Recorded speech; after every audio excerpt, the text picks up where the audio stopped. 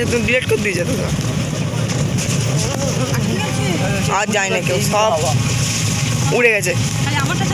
হ্যাঁ এইগুলো আর যায় না।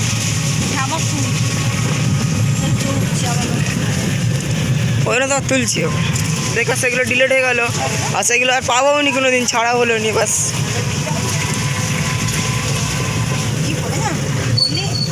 হাই না চলে, আমি ছেড়ে দিয়েছি জানি চলে গেছে।